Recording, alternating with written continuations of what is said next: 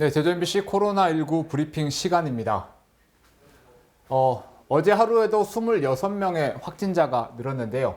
제주도는 18일부터 지금 일주일째 매일 20명 이상의 확진자가 발생하고 있습니다. 누적 확진자는 벌써 339명이 됐고요. 크게는 한라사우나하고 7080 라이브 카페에서도 신규 확진자가 계속 이어지고 있습니다. 한라사우나에서는 어제 하루 5명이 추가돼서 현재까지 58명이 됐고요. 그리고 7080에서도 마찬가지로 5명이 추가되며 51명이 됐습니다.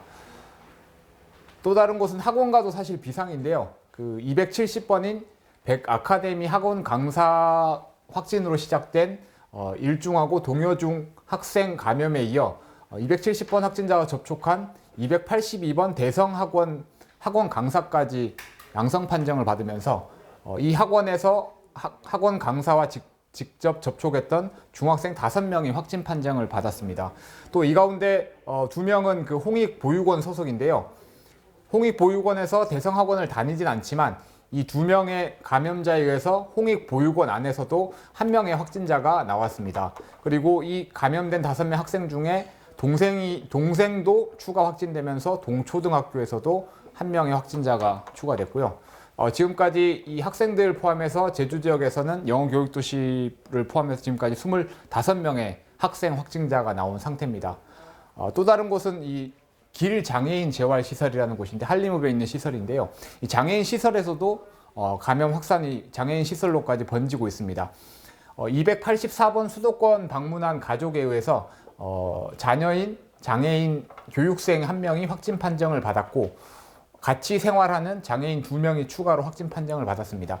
1명이 확진 판정되면서 이 장애인 시설에 대한 직원과 그다음에 교육생에 대한 전체적인 전수 검사가 진행됐고 그 과정에서 장애인 2명이 확진 판정을 받았습니다. 이 감염 경로로도 보면 사실 부모가 처음에 확진된 이후에 추가 접촉자가 자녀에게 이뤄졌고 이 자녀가 본인이 감염된 사실을 모르는 상황에서 장애인 재활 교육을 계속 받다 보니까 함께 교육을 했던 나머지 2명의 장애인도 감염이 돼버렸습니다. 어제 말씀드렸던 소방교육대에서도 확진자가 2명이 추가됐는데요. 이 소방교육대장이 7080 라이브 카페 방문자로서 그제 확진 판정을 받았고요. 같은 시설에서 교육을 하고 있는 교육생과 그리고 소방 공무원들, 교관들을 하고 소방본부 관계자들까지 190명에 대한 전수 검사가 진행이 됐는데 거기서 2명의 확진자가 나왔습니다. 또 이 3명의 확진자 가운데 부인이 제주시에 있는 동그라미 어린이집에 다니는 걸로 확인이 돼서 일단 이 해당 어린이집은 오늘 임시 폐쇄된 상태고요. 지금 크게 현재 시점에서 보면 크게 이제 한라사우나와 그다음에 7080, 그다음에 이 학원가 3개의 큰 덩어리가 있는데요. 문제는 한라사우나와 7080은 사실은 한라사우나 발로 지금 묶여집니다. 왜냐면 김영성당이구나. 잘못됐습니다. 한라사우나 접촉자들이 7080 방문을 하면서 확진이 급속히 번졌고요. 사실은 김영성당이죠. 네. 김영성당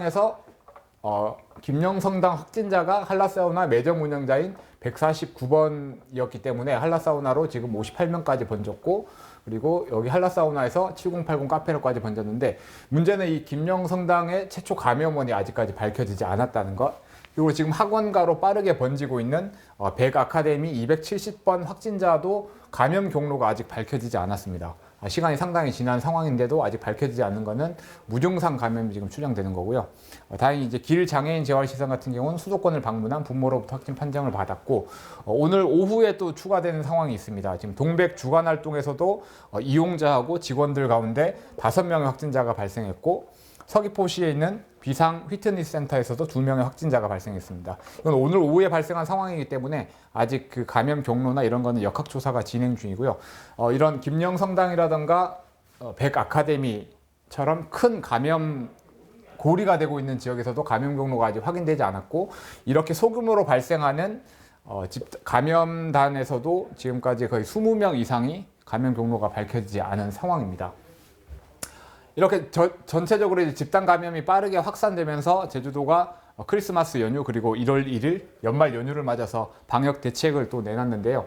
크게는 일단 사우나발에서 계속 감염 확산이 끊이질 않기 때문에 기존에는 사우나에서 냉탕, 온탕, 그리고 매점 운영, 음식 취식을 다 금지시켰는데 이런 조치에도 불구하고 계속 확진자가 늘어나니까 제주가 결국 오늘 사우나하고 목욕탕은 전면 운영을 중단시켰습니다. 그리고 장애인 재활시설 같은 경우에도 여러 명이 밀집해서 생활을 하다 보니까 추가 감염 확산 우려가 높아서 도내에 있는 그 36개 장애인 이용 시설도 1월 3일까지 휴관 조치를 했고요. 그리고 결혼식장이나 피로연에서 아직 발생하진 않았지만 지금 이런 대규모 감염 사태가 이어지면서 주변에 무증상자가 많다는 걸 감안하면 장례식장이나 결혼식장에서 집단 감염이 생길 수 있기 때문에 이번에는 결혼식하고 피로연에서도 음식 제공을 금지시켰습니다. 어쨌든 고강도 방역 대책을 내놓으면서 사실은 25일 연휴와 신정 연휴에 얼만큼 확산이 주춤해지느냐가 상당히 중요한데요. 오늘 감염 단장도 얘기했듯이 지금 현재 이런 대규모 집단 감염 사태에 따라서 단순히 밀접 접촉을 하지 않고 같은 공간에 있는 것만으로도 감염이 일어나는 상황이 지금 나타나기 시작하고 있다고 했기 때문에 연휴 기간에도 가급적이면 친구를 만나거나 외출을 삼가하고 마스크를 반드시 쓰셔야겠습니다. 네, 오늘 준비한 소식은 여기까지고요. 추가 확진되는 상황들이 나오면 다시 소식 전해드리도록 하겠습니다.